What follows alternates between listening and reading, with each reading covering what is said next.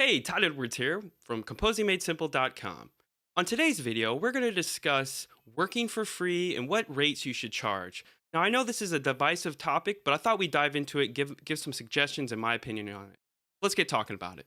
All right, so today we're going to talk about working for free. I'm surprised I haven't covered this on a previous video, but I see this talked about a lot on forums and stuff. We actually discussed this on one of our podcast episodes, but I thought I'd discuss it here and give a little bit more of my opinions and thoughts on this subject because it's a very divisive topic. Working for free, should you get paid, stuff like that. But for my personal opinion is if you're just getting started, you've not worked on any job or professional, you're just getting into this, I think working for free, you kind of have to, but I suggest if you're going to maybe if you're going to work with a film director, ask them maybe, hey, just pay me $5 or $10 just to make getting used to asking for that, to get that experience as you as a beginner asking for, what you're worth.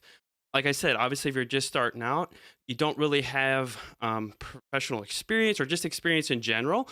But if you've been working on projects on the side just for yourself, maybe show that, maybe that will get you, maybe some money. But like I said, maybe just ask for, hey, can you just pay me $5? Just something so you can establish that worth there, your worth to the director. Because obviously, if you notice, if you go online, everybody wants something for free, and what we do, as composers, musicians, and writing songs, it always gets frowned upon, which I think is stupid because what we do provides value to a movie and just to people in general. Music, when people are feeling down, what do? They go listen to music. So trying to, I think the internet, I think a lot of people getting into this and just willing to work for free is kind of, like I said, devised this, we should get paid. Artists should get paid. I really feel strongly about that.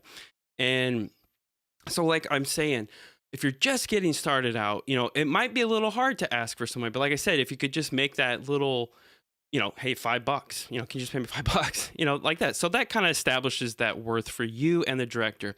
Now, going forward, after you've done a few projects, should you work for free? No, I don't think you should. I think you should start, charging your rates. And what this is going to do, I understand this is very hard when you're getting started. And if you have to make a living doing this, reevaluate, maybe have a backup plan, have a side job, stuff like that. Don't just go right out the gate saying, I'm going to be a composer and this is how I'm going to make my living. Now, if you're just getting started, you don't have a lot of expenses, a house, kids, bills, stuff like that, it might be easier for you. So what do I charge and all this stuff?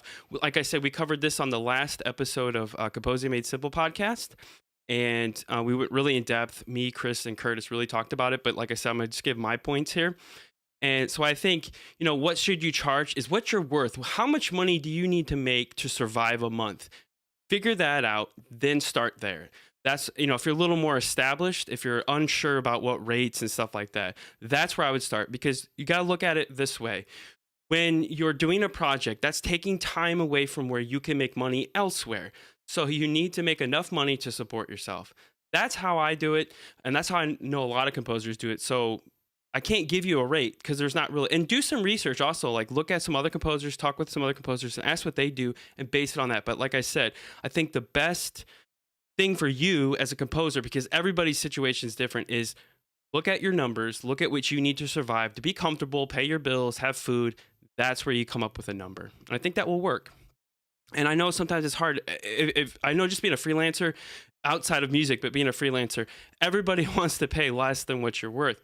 So fight for it, and eventually you're going to find somebody that really respects you, that loves your work, and that will pay you and sometimes give you more money. Curtis had a great example in the podcast. He was saying he asked for his minimum amount, and then he actually got more in the project, and he wasn't even expecting it. So if you've built, if you build a fan and somebody that really treasures and loves what you do, and they'll be willing to pay what you're asking because they want that. Just like John Williams, he can charge whatever he wants because people want what John Williams delivers. So that's what I think you need to put your energy on, is not focusing on how much I need to charge, how much money I need to make, and is focusing on, okay, what am I going to produce that people want to buy. So think about it, your music as a product. I know this might sound a little really weird and like what am I, how do you mean a product and all this stuff? It's artsy. It doesn't need, well, being a musician, and if you look at all the successful composers, musicians, bands like that, they have a good business sense, or they have somebody buy them that has great business sense. So you got to think of your music as a product, as a business. So I hope that helped with you. If you have any questions, put them down in the comments. I want to hear you. The Composing Made Simple community here that we're building. Like I said, also come on over to the Composing Made Simple Discord.